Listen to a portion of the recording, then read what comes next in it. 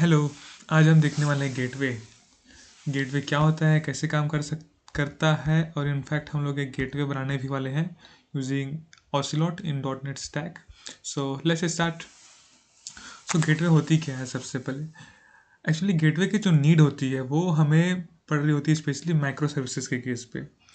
क्या होता है, आपके पास मल्टीपल माइक्रो सर्विसेज हैं और क्लाइंट एप्लीकेशन को उनको एक्सेस करना है। तो हम क्या करते हैं, हम मल्टीपल माइक्रो सर्विसेज को डायरेक्टली क्लाइंट से इंटरेक्शन ना करवा के गेटवे के थ्रू इंटरेक्ट करवाते हैं। मतलब क्लाइंट का रिक्वेस्ट गेटवे के पास आता है और गेटवे से होके, मतलब यहाँ पे आपका जो क्लाइंट का रिक्वेस्ट है वो गेटवे के पास आएगा और फिर गेटवे से होके वो अपने आपके क्लाइंट एप्लीकेशन के पास जाएगा। फिर वो आपके क्लाइंट एप्लीकेशन से रिक्वेस्ट का रिस्पॉन्स लेगा और उसको वापस माइक्रो सर्विस से रिस्पॉन्स लेगा, उसको क्लाइंट एप्लीकेशन को प्रोवाइड करेगा। तो रिक्वेस्ट आएगा क्लाइंट से गेटवे के पास, फिर गेटवे उसको डिसाइड करेगा कौन से माइक्रो सर्विस को सेंड करना है करके। फिर उसके बेस पे डिसाइड करने के बाद वो माइक्रो सर्विस को रिक्वेस्ट भेज देगा। फिर वहाँ माइक्रो सर्विस में रिक्वेस्ट प्रोसेस होगा। उसके बाद उसका रिस्पांस वापस गेटवे को मिलेगा और गेटवे वापस क्लाइंट को वो रिस्पांस भेज देगा। तो ये सबसे बेसिक काम होता है एक गेटवे का। इसके अलावा हम देख लेते हैं और क्या क्या गेटवे करता है। एक तो सबसे पहला बात यह कि जो आपका क्लाइंट है वो सिंपल हो जाता है गेटवे रखने से।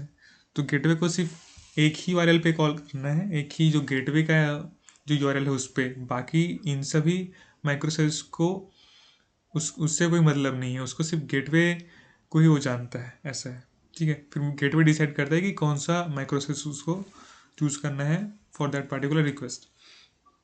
फिर इसका क्या एडवांटेज है वो ये है कि जो क्रॉस कटिंग कंसर्न्स है, मतलब जैसे आपका लॉगिंग है या कैशिंग है, रैट लिमिटिंग है, ऑथेंटिकेशन है, ये सारी चीज़ों का हमें नीड सभी माइक्रो सर्विस के लिए मान लो, या फिर किसी के लिए नहीं भी है, तो हम इसको जैसे मल्टीपल माइक्रो सर्विस में इसकी नीड है, तो हमें सब जगह इसको इम्प्लीमेंट करने की ज़रूरत नहीं है। हम एक बार गेटवे में इम्प्लीमेंट कर देंगे, जैसे रैट लिमिटिंग यहाँ इम्प्लीमेंट कर दी गेटवे पे, यहाँ पे ऑथेंटिकेशन डाल दी कि इस माइक्रो सर्विस को एक्सेस करने के लिए हमें ऑथेंटिकेशन चाहिए, लॉगिंग कर दिए, कैशिंग चेक कर दिए, तो वो हम एक बार कर लेते हैं। हमें हर माइक्रो सर्विस में बार बार उसको लिखने की ज़रूरत नहीं पड़ती है।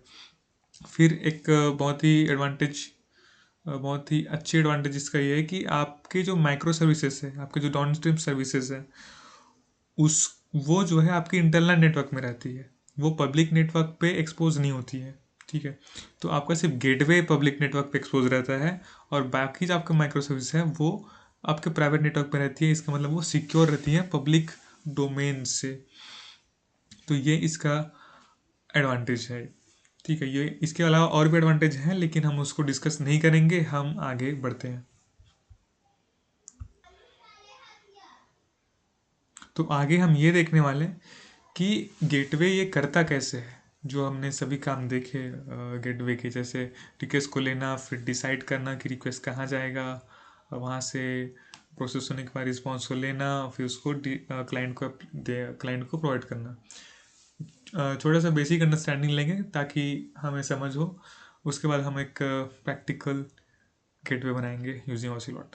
ठीक है, तो ये देख लेते हैं।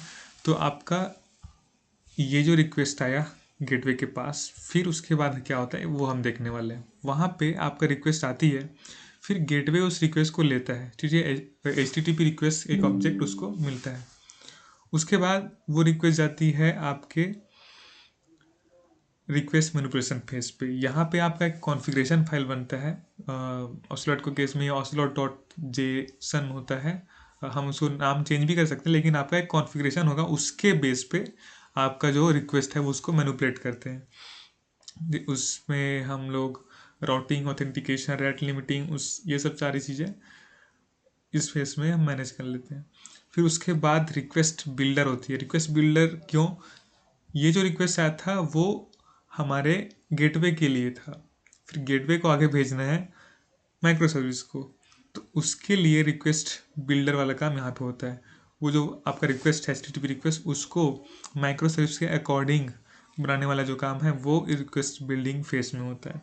फिर डाउनस्ट्रीम कॉल, तो डाउनस्ट्रीम का कॉल वही है कि आपके जो माइक्रो सर्विस है, मतलब हमारा ये वाला जो माइक्रो सर्विस है मान लो, या फिर ये वाला माइक्रो सर्विस है, उसको हम कॉल करते हैं।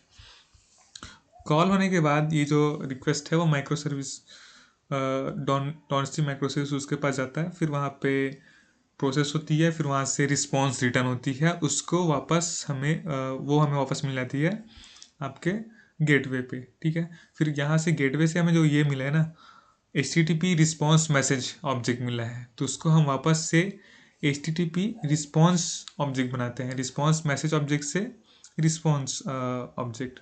शुरू में हमें हमारे पास यहाँ था HTTP response, sorry HTTP request आया था, फिर उसको हमने मैनिपुलेट करके और रिक्वेस्ट बिल्डिंग प्रोसेस में HTTP रिक्वेस्ट मैसेज बनाया। HTTP रिक्वेस्ट मैसेज को माइक्रो सर्विस को भेजा, आपके डाउनस्ट्रीम माइक्रो सर्विस को, फिर वहाँ से रिस्पॉन्स मिला, HTTP रिस्पॉन्स मैसेज मिला, उसको हम लिए गेटवे पे, उसको मैप करके हमने HTTP रिस्पॉन्स बनाया। अब फिर इस HTTP रिस्पॉन्स को हम क्लाइंट को रिटर्न कर देंगे।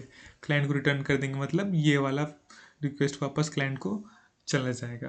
तो ये एक बेसिक फ्लो है एक गेटवे के अंदर कि वो कैसे काम कर रहा होता है। इसके बाद हम आगे अब एक गेटवे बनाने वाले हैं यूजिंग ऑसिलॉट।